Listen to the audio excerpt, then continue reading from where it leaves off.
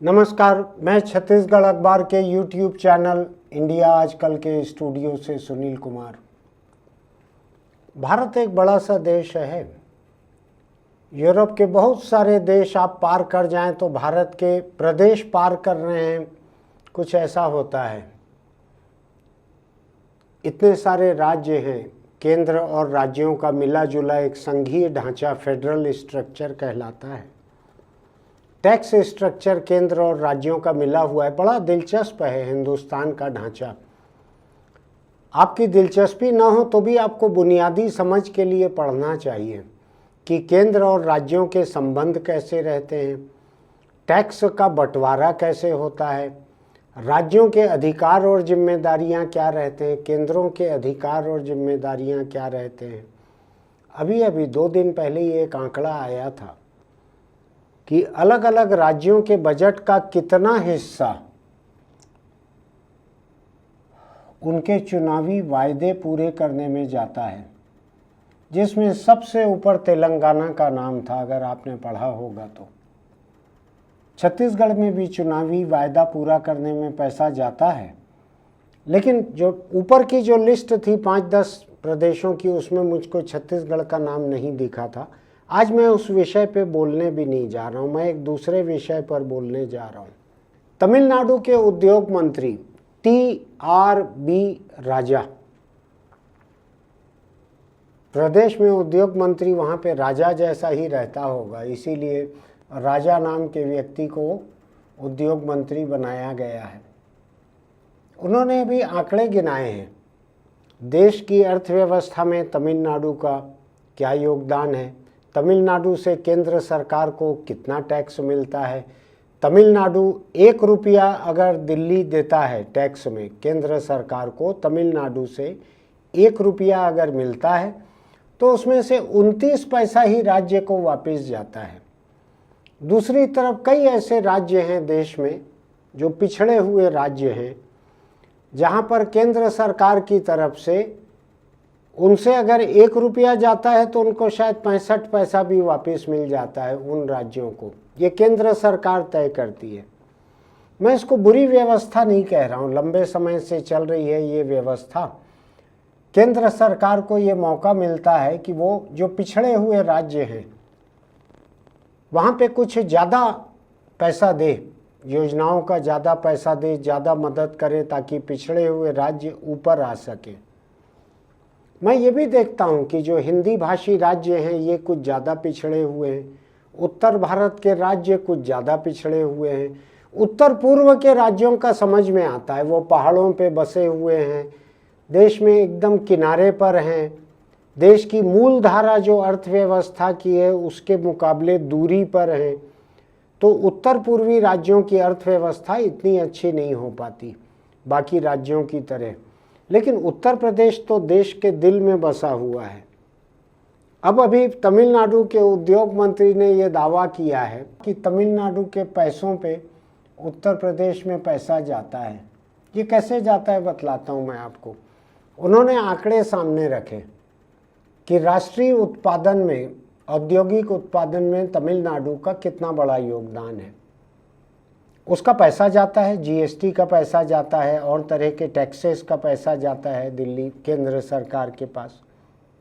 और उत्तर प्रदेश आर्थिक रूप से पिछड़ा हुआ राज्य है। प्रधानमंत्रियों का कारखाना रहा है उत्तर प्रदेश, प्रधानमंत्री पैदा करता था लगातार, उसके बावजूद पिछड़ा हुआ रहा वो। मैं अभी राजनीति की बात करना नहीं चाहता, लेकिन उत्तर प्रदेश इतना पिछड़ा रहा कि केंद्र में जो भी सरकार रही उसको ढेर सारा पैसा उत्तर प्रदेश में देना पड़ता है। एक बड़ी दिलचस्प बात आपको बतलाता हूँ। तमिलनाडु में इतने सारे मेडिकल कॉलेज हैं, इतनी मेडिकल पढ़ाई अच्छी होती है कि देश भर से लोग वहाँ पे मेडिकल पढ़ाई के लिए जाते हैं। मेडिकल सीटें वहाँ की आबादी के अनुपात में इतनी ज़्यादा हो गई हैं कि सरकार ने तमिलनाडु में मेडिकल सीटों पे रोक लगा दी है। केंद्र सरकार ने, राष्ट्रीय चिकित्सा आयोग ने रोक लगा दी है। आप एक भी सीट और नहीं बढ़ाएंगे, क्योंकि उत्तर प्रदेश जैसे राज्य हैं जहाँ न मेडिकल कॉलेज है न मेडिकल सीटें हैं, वहाँ बहुत ख़राब हालत है। पहले उत्तर प्रदेश जैसे राज्यों की हालत सुधर जाने दीजिए, फिर तमिलनाडु में देखेंगे कब सीट बढ़ाना है। तो तमिलनाडु की सीटों की कीमत पर, जहां पर एक इंफ्रास्ट्रक्चर बना हुआ है चिकित्सा शिक्षा का, केवल डॉक्टर बनाने का नहीं, कंपाउंडर बनाने का, नर्स बनाने का, एक्सरे टेक्नीशियन, पैथोलॉजी टेक्नीशियन, कई तरह के चीज़ों के वहाँ पे कॉलेज चल रहे हैं, उसको रोक दिया गया है। और उत्तर प्रदेश में बढ़ाना चाहती है सरकार जहाँ कोई ढांचा नहीं है। राजनीति खूब है, धर्म खूब है। आपने देखा होगा कुंभ वगैरह, क्या बड़ा सा एक मेला हुआ था ना, कितने सैकड़ों करोड़ रुपया उसमें लगा था कुंभ में, और कितने करोड़ तो वहाँ पे तीर्थयात्री आए थे, और पूरा धर्म से भरा हुआ है। एक एक नदी के किनारे मंदिर, घाट, पूजा, गंगा पूजन, पूरा प्रदेश भरा हुआ है धर्म से, सब कुछ धार्मिक है। दूसरी तरफ तमिलनाडु, डीएमके की सरकार है, वो ज़्यादा हिंदू धर्म वर्म नहीं मानते वो लोग, दलितों की सरकार है वो लोग काम करते हैं ज़्यादा। तो तमिलनाडु में औद्योगिक रोजगार इतने ज़्यादा मिल रहे हैं वहाँ पे, वहाँ समंदर के किनारे है, वहाँ दुनिया भर की कंपनियाँ आके कारखाने खोलती हैं, तमिलनाडु में कारें बनाती हैं, वहाँ से एक्सपोर्ट करती हैं दुनिया के दूसरे देशों को। अभी जो आईफोन चल रहा है ना, जो बड़ा सा महंगा सा, चारों तरफ लोग कहते हैं कि किडनी बेच के भी लेंगे आईफोन, ऐसा लतीफ़ा आप पढ़ते होंगे, मैं नहीं जानता किडनी बिकती है कि नहीं, या एक किडनी में पूरे घर के लिए आईफोन आ जाता है कि नहीं, कहते हैं लोग ऐसा। अभी लेटेस्ट आईफोन आपने देखा होगा भगवा रंग का आया है, बना तमिलनाडु में है। सरकार वहाँ की कोई धर्म वर्म नहीं मानती है, सरकार सरकार जैसा काम करती है, कोई धर्म वर्म नहीं मानती है।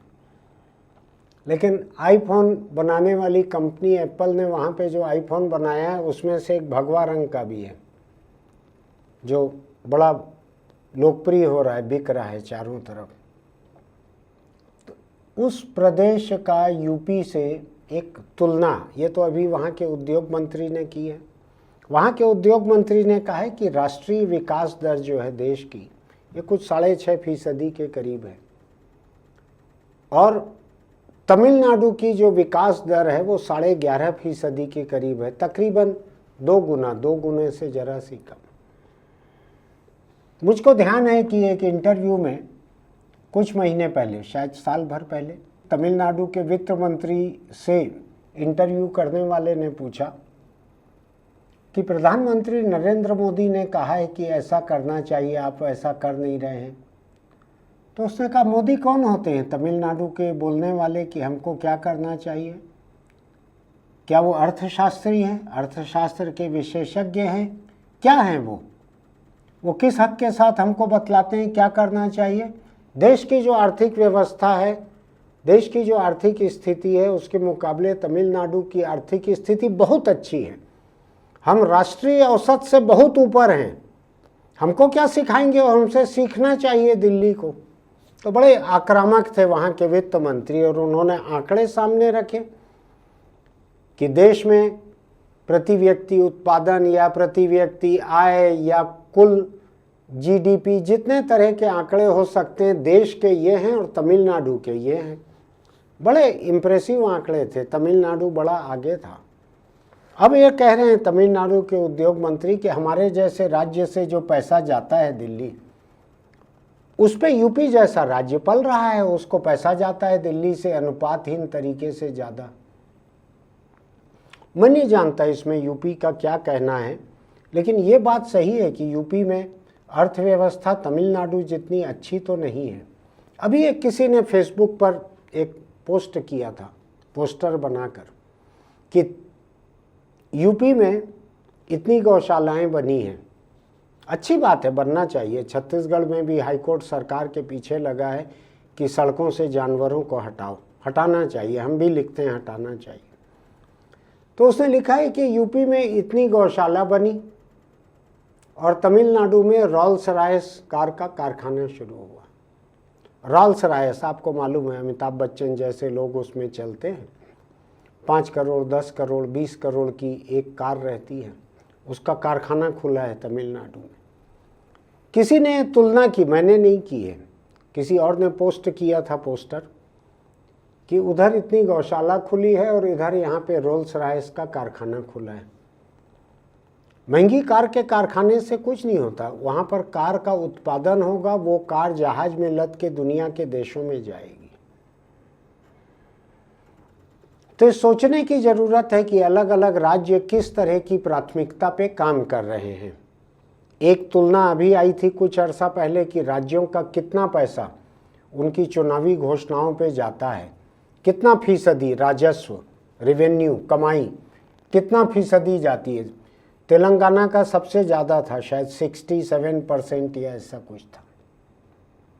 तमिलनाडु में खूब योजनाएं हैं, जनता को सीधे फायदा देने की योजनाएं भी बहुत सारी हैं।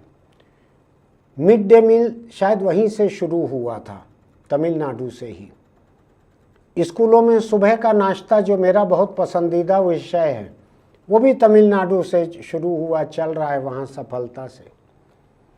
वहाँ सरकार जब डीएमके की नहीं थी, जो कि आज है, जब जयललिता की थी, उस वक्त भी लोगों को खूब अन्ना इडली ऐसा कुछ दुकान खुलती थी, वहाँ पे 5 रुपए में पेट भर खाना मिलता था। ऐसा सब जनता के, गरीबों के भले के लिए बहुत सारा काम होता है। लेकिन साथ साथ औद्योगिक विकास भी होता है। वहाँ पर मेडिकल और इंजीनियरिंग की सीटें देश भर में आबादी के अनुपात में शायद सबसे ज़्यादा हैं। यूपी में क्या हाल है आपको मालूम है अच्छे से। मैं बाकी हिंदी और उत्तर भारत के बाकी प्रदेशों के बारे में अलग अलग आंकड़ों पे मैं नहीं जानना चाहता अभी, लेकिन थोड़ा सोच के देखिएगा कि आप जो काम कर रहे हैं, चाहे वो धर्म का हो, चाहे कोई जाति का हो, चाहे गाय का हो, चाहे कोई और हो, क्या उससे अर्थव्यवस्था को कुछ मिल रहा है? क्या बेरोजगार को रोजगार मिल रहा है? या वो आपके दिए हुए 5 किलो अनाज पर ही जिंदा है? क्या है, थोड़ा देखिएगा, अपने अपने प्रदेश को देखिएगा, किस चीज़ पे सरकार कितना खर्च करती है इसको देखिएगा, कितना हिस्सा कहाँ जा रहा है, अर्थव्यवस्था का क्या हो रहा है, बेरोजगारों का क्या हो रहा है, स्कूल कॉलेज सुधर रहे हैं कि नहीं, इंजीनियरिंग मेडिकल कॉलेज ऐसे हैं क्या कि दूसरे प्रदेशों के लोग वहाँ पढ़ने आए। अपने अपने प्रदेशों में ये भी देखिएगा, आपके प्रदेशों में दूसरे प्रदेशों से कितने लोग पढ़ने आते हैं। जो सेंट्रल इंस्टीट्यूट है उनकी बात मत कीजिएगा, IIT, AIIMS, national law university, NIT, जिनमें पूरे देश का कोटा है, उसकी बात मत कीजिएगा। जो राज्य के अपने संस्थान हैं उनमें क्या दूसरे प्रदेशों के लोग आते हैं पढ़ने के लिए? जैसे इधर मैं छत्तीसगढ़, मध्य प्रदेश इसको देखते आया हूँ, यहाँ से हर बरस हजारों बच्चे पूना पढ़ने जाते हैं, बेंगलोर पढ़ने जाते हैं, कर्नाटक के मणिपाल में पढ़ने जाते हैं, कई जगह पढ़ने जाते हैं, तमिलनाडु पढ़ने जाते हैं। इधर कितने लोग आते हैं आपके प्रदेश में, जो भी आपका प्रदेश हो, वहाँ कितने लोग आते हैं बाहर से पढ़ने के लिए? थोड़ा सोचिएगा कि आपके प्रदेश की सरकार किस चीज़ पर कितना खर्च कर रही है। मैं मानता हूँ धर्म बहुत ही अच्छी चीज़ है, लोगों की आस्था है, गाय भी बहुत अच्छी चीज़ है। मैं तो गाय का दूध पीकर ही बड़ा हुआ हूँ, उसको बचाने का मैं हिमायती हूँ, गाय को बचाने का। मैं बकरी और मुर्गी और सूअर को भी बचाने का हिमायती हूँ, मैं सभी प्राणियों को बचाने का हिमायती हूँ। लेकिन आपके प्रदेश का पैसा जा कहाँ रहा है, आ कितना रहा है, आपकी अर्थव्यवस्था में किस चीज़ का कितना हिस्सा है, इसको थोड़ा सोचिएगा। कितनी प्रतिमाएं, कितने मंदिर मस्जिद, कितने गुरुद्वारे चर्च, कितने जैत खम, किन चीज़ों पे कितना पैसा आपके राज्य का लगता है, आपको सोचना चाहिए। उनका उत्पादक उपयोग क्या है, आपके बच्चे जो हैं इन चीज़ों से कहाँ तक पहुँचेंगे, इसके बारे में भी सोचना चाहिए।